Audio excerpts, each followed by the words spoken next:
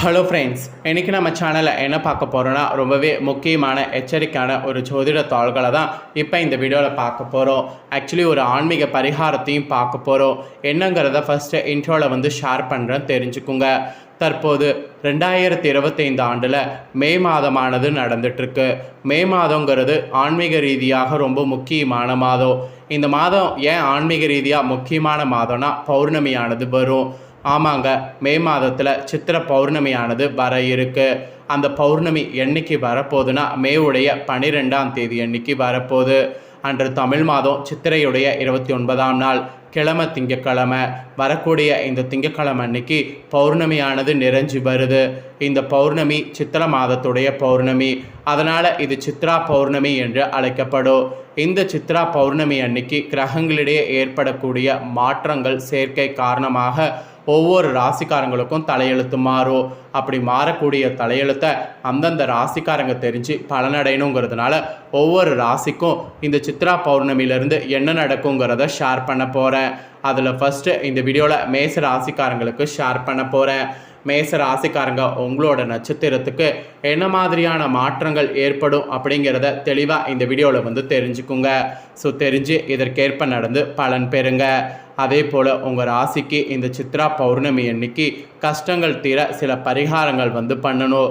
அது என்ன பண்ணும் அப்படிங்கிறதையும் இந்த வீடியோவில் சொல்ல போகிறேன். அதையும் தெரிஞ்சுக்கணும்னு நினச்சிங்கன்னா வீடியோவை ஃபுல்லாக பாருங்கள். ஒரு 10 நிமிஷம் நீங்கள் பார்த்தீங்கன்னா உங்களுடைய லைஃப்க்கு இந்த பௌர்ணமி எந்தளவுக்கு முக்கியமானதாக இருக்க போதுங்கிறத நீங்கள் தெரிஞ்சுக்க முடியும். ஃபஸ்ட்டு இந்த பௌர்ணமியுடைய பலனை நீங்கள் உங்களோட ராசி நட்சத்திரத்துக்கு தெரிஞ்சுக்கிறதுக்கு முன்னாடி கிரகநிலைகளும் கிரக மாற்றங்களும் என்னங்கிறத சொல்கிறேன். கிரகநிலைகள் கிரக மாற்றங்கள் என்னங்கிறத தெரிஞ்சுக்குங்க. அதுக்கப்புறம் மற்றதை இந்த வீடியோவில் பார்க்கலாம். ஃபஸ்ட்டு கிரகநிலையை பார்க்கலாம். கிரகநிலை கரெக்டாக இந்த பௌர்ணமியில் ராசியில் சூரிய புதன், தனவாக்கு குடும்பஸ்தானத்தில் குரு சந்திரன், சுகஸ்தானத்தில் செவ்வாய், பஞ்சமஸ்தானத்தில் கேது, லாபஸ்தானத்தில் சனி ராகு, அயனசைன போகஸ்தானத்தில் சுக்கிரன், இந்த மாதிரி தான் உங்களுக்கு அமைந்து பலம் வரப்போகுது. அப்புறம் கிரக மாற்றங்கள் இந்த பௌர்ணமிக்கு பிறகு இருக்குது. பௌர்ணமிக்கு பிறகு 14ஆம் தேதி அன்னைக்கு சூரிய பகவான் ராசியிலிருந்து தனவாக்கு குடும்பஸ்தானத்துக்கு மாறுறாரு. 16ஆம் தேதி அன்னைக்கு புதன் பகவான் ராசியிலிருந்து தனவாக்கு குடும்பஸ்தானத்துக்கு மாறுறாரு. அப்புறம் 31ஆம் தேதி மே மாதம் சுக்கிர பகவான் அயனசைன போகஸ்தானத்திலிருந்து ராசிக்கு மாறுறாரு. இந்த மாதிரி கிரக மாற்றங்களும் இருக்குது. ஸோ இந்த பௌர்ணமியில் கிரக அமைப்பு, கிரக மாற்றங்கள், இதனோட அடிப்படையில் நீங்கள் உங்களோட நட்சத்திரத்துக்கு என்ன பலன்களை பெறுவீங்கிறது ஜோதிடர்கள் சொல்லியிருக்காங்க. அதை தான் இப்போ இந்த வீடியோவில் சொல்ல போகிறேன். உங்களோட ராசி நட்சத்திரத்துக்கு என்ன பலன் பெறுவீங்கிறத தெரிஞ்சுக்குங்க. ஃபஸ்ட்டு மேஷராசி அஸ்வினியில் பிறந்தவங்களுக்கு சொல்லப்பட்டிருக்கு. இதில் பிறந்த உங்களுக்கு இந்த பௌர்ணமிக்கு பிறகு பணவரவு அதிகரிக்கும். விருப்பமானவர்களை சந்தித்து உரையாடினீங்கன்னா மகிழ்ச்சியானது அடைவீங்க. மன துணிவு உங்களுக்கு உண்டாகும். எந்த ஒரு காரியத்தையும் துணிவோடு செய்தீங்கன்னா அதிக நன்மையானது அடைவீங்க. போட்டி பந்தயங்களில் ஈடுபடுவதை தவிர்த்துக்குங்க, அதுதான் உங்களுக்கு நல்லது. போட்டி பந்தயங்களில் ஈடுபட்டிங்கன்னா உங்களுக்கு நஷ்டம் ஏற்படும்.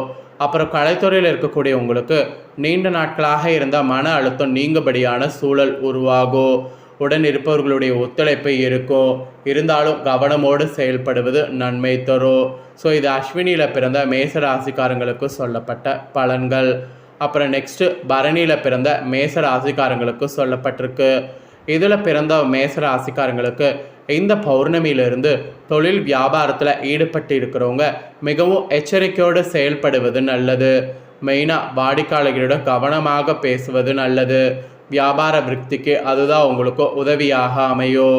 உத்தியோகத்தில் இருப்பவர்களுக்கு கோபப்படாமல் மேலதிகாரிகள் சொன்ன வேலையை செய்து முடிக்கணும். அப்போ தான் நல்லது நடக்கும். சக ஊழியர்கள் பேச்சை கேட்டு நடப்பதை தவிர்க்கணும். இல்லைனா நன்மை தருவதாக இருக்காது. ஸோ நன்மை தருவதாக இருக்கிறதுக்கு சக ஊழியர்களுடைய பேச்சை கேட்டு நடக்கணும். ஸோ இதெல்லாம் பரணியில் பிறந்தவங்க ரொம்ப கவனமாக பாருங்கள். அதுக்கப்புறம் அரசியலில் இருக்கிறவங்களுக்கு மன மகிழும்படியான சூழ்நிலை இந்த டைம் உருவாகும். வெளியூர் செல்ல வாய்ப்பு நேரிடும். கட்சி பணிகள் கூட மிக துரிதமாக நடப்பதற்கு சூழல் உங்களுக்கு உருவாகும். மாணவர்களுக்கு கூட கல்வியில் வேகமானது பௌர்ணமிக்கு பிறகு காணப்படும்.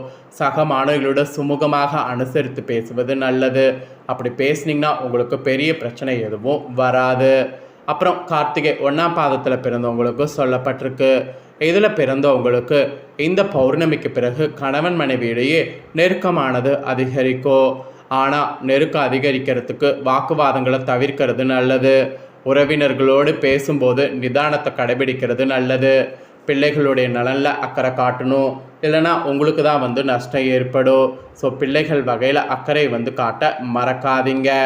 உத்தியோகத்தில் இருப்பவர்களுக்கு திடீரென நெருக்கடிகள் ஏற்படலாம். ஸோ எச்சரிக்கையாக இருப்பது நல்லது. பயனற்ற பயணங்கள் உண்டாகலாம்.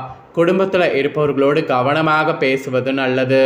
கணவன் மனைவிக்கிடையே திடீர் கருத்து வேற்றுமை ஏற்பட்டு நீங்கும். பிள்ளைகளுடைய கல்வி தொடர்பான விஷயங்களில் கவனம் செலுத்துவது நல்லது. வாக்குவாதத்தை தவிர்ப்பது நல்லது. பெண்களுக்கு பணவரவு திருப்தி தரும். வெளியூர் பயணம் செல்வதற்கு வாய்ப்பு நேரும். தோழிகளுடன் சுகமாக பேசி பழகுவது நல்லது. இது உங்கள் நட்சத்திரத்தில் பிறந்தவங்களுக்கு இந்த மாதிரி இருக்கணும் என்பது பௌர்ணமிக்கு பிறகு சொல்லப்பட்டிருக்கு. அவ்வளோதாங்க. இந்த பௌர்ணமிக்கு பிறகு உங்களோட ராசி நட்சத்திரத்துக்கு நீங்கள் என்ன மாதிரி நடந்துக்கணுங்கிறத தெளிவாக இந்த வீடியோவில் எக்ஸ்பிளைன் பண்ணிட்டேன். எக்ஸ்பிளைன் பண்ணதை நீங்கள் உங்களோட ராசி நட்சத்திரத்துக்கு தெரிஞ்சிருப்பீங்க. தெரிஞ்சதுக்கேற்ப நடந்து பயன்பெறுங்க.